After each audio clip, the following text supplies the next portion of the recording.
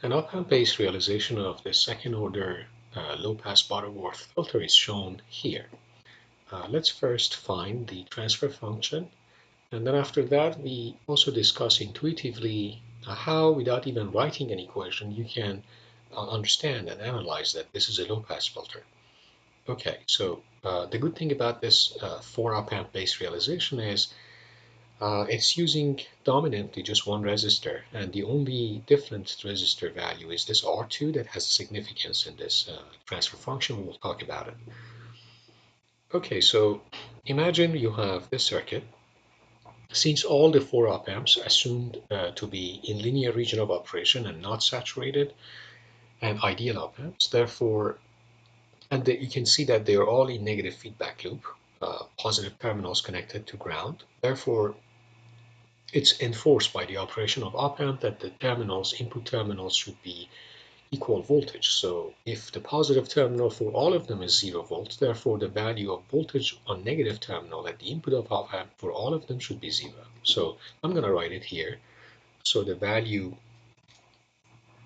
here is 0. Let me just select. Okay, so the value here is 0 volt. Here is 0 volt. Here is 0 volt, and here is 0. Great.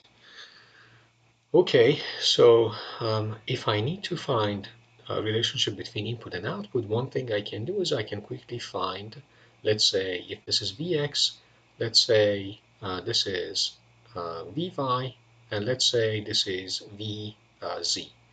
Okay, so I can quickly find Vz as a function of Vo, because whatever current flowing this way should flow this way as well, because it can't go to to input terminal of op amp, because input impedance of that terminal is infinity, so no current can flow that way. Okay, so what I can say is Vz minus 0 volt divided by R is equal to, so that's 0 minus V out. I'm writing the voltage difference across this capacitor, and then the impedance of capacitor is 1 over Cs. So from here, I can say Vz is equal to minus RCS times Vout. Let's keep this. This is equation 1. Great. Okay, so let's deal with the second one. For the same reason, I can say the same thing for this guy. So whatever current flowing this way has to flow through this gap as well. Therefore, I can say the same thing. I can say um, following exactly same procedure, writing a KCL. This is what I did. I just wrote a KCL for this node. So the current flowing in is equal to current flowing out. And for that reason, I can say Vy is equal to minus RCS times Vz. But then, substituting for Vz from 1, I can say it's RCS squared times Vout. Okay, great. So we found Vy as a function of Vout. Let's name this as equation 2. Okay, now we are dealing with this node here, and we can do the KCL, but this time we need to be careful. From Vx, there is a current flowing this way. That current cannot go inside op amp, again, for the reason that input impedance is infinite. Therefore, what's going to happen is this current plus this current should be equal to the current flowing in. So let's write KCL, um, current Kirchhoff's scalar law. So in this case, we would say Vx minus 0 divided by, so the voltage difference across that guy is the voltage difference Vx minus 0 divided by R is equal to this current, which is 0 minus Vy divided by R, plus this current, which is 0 minus V out divided by R.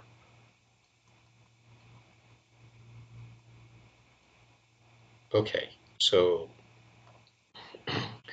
Um, of course, you can see that R cancels out from both sides of the equation, and we arrive at a simple relationship, which is Vx is equal to uh, minus Vy minus Vout.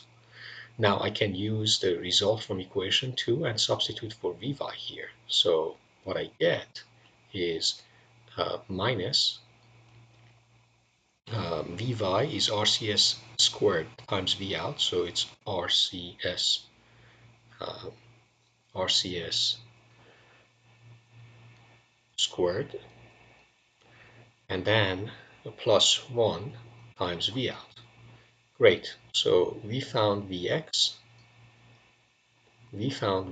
as a function of Vout. So let's name this equation 3. Now we have Vx as a function of Vout. The last thing we need to do is just write one last KCL. For this node, current flowing in should be equal to the sum of these two current flowing out. So in this case, we can write one more KCL. Okay, so what is that KCL? It's gonna be, again, another KCL. So Vn minus 0 divided by R, so that's this current, equal to this current, which is 0 minus Vx, divided by, again, R, plus the current shown above, which is this current here. So that's 0 minus Vz. Okay, so it's 0 minus Vz divided by R2. We need to be careful. So let's multiply both sides by R. I get Vi or Vn is equal to negative Vx, and then negative R divided by R2 times Vz. Okay, but Vz, I can use equation 1. So I can use equation 1 and substitute for Vz, but there is a negative sign as well, which I kept it. So what I'm going to substitute for Vz is negative RCS Vout. That is a substitution uh, for Vz from equation 1.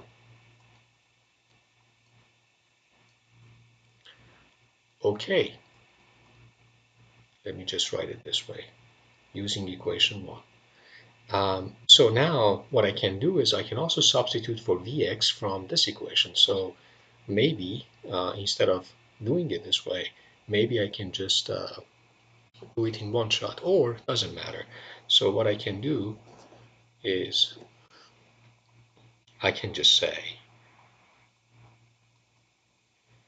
Vn is equal to, using equation 3 now, because I'm substituting for Vx. Equation 3 says Vx equal to negative R squared C squared S squared plus 1 times V out. So there is a negative sign here as well. Cancel out this negative sign, so it becomes 1 plus RCS squared times V out. That's substitution for minus Vx. And then I have R squared. I have R times R is R squared. CS divided by R2, and then we have V out. So finally, we can just write this conclusion that V out over Vn, which is H of S, the transfer function, voltage transfer function, is equal to 1 over 1 plus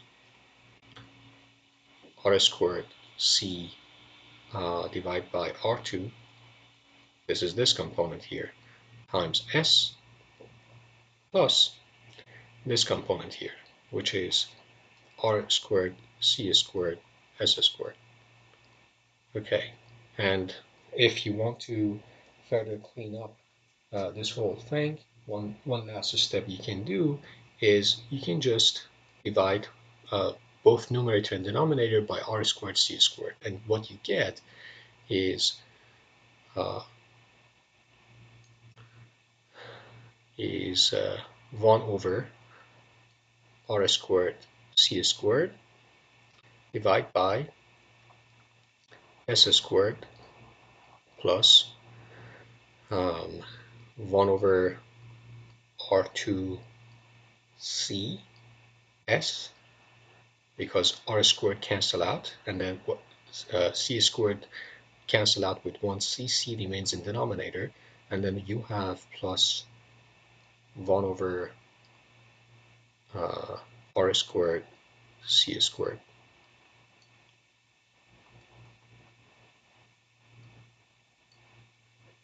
Okay, so this is the transfer function that we obtain here, and as you can see, the denominator is second order, so it's a second order Butterworth transfer function. That's why we are saying this circuit is an active realization, a practical op-amp based active realization of the Butterworth second order low pass filter.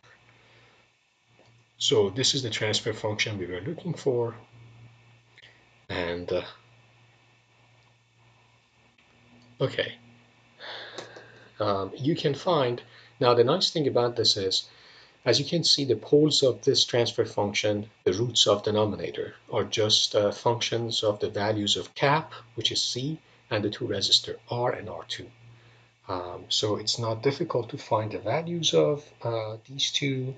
Um, I mean, depending on where you would like the cutoff frequency of this second order Butterworth to be located at. Then from there, you can figure out the value. But looking at this, when S goes to 0, meaning DC or super low frequency, then these two components disappear. And then the whole transfer function becomes 1 over R2, becomes 1 effectively, because its numerator and denominator are the same.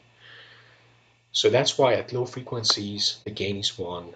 It just passes the low frequency component, this whole circuit. And when S goes to infinity at high, super high frequency, then these components actually become dominant, and the denominator goes to infinity, and therefore the whole thing goes to 0. So if you want intuitively to understand what is going on when you're at super high frequency, then the cap or impedance of cap, which is 1 over C or 1 over JC omega, omega goes to infinity or very large values at denominator for the impedance of cap. So the impedance of cap goes to 0, cap becomes short circuit for both of these caps, and therefore this node is short-circuited to output, and the value of voltage here, as long as op-amp is in linear region of operation, is forced to be 0, therefore output becomes 0, no matter what the input is. So that's why at super high frequency or high enough frequency, voltage is always 0 or close to 0. Therefore, it's not passing high frequency components above some threshold, which is our cutoff frequency.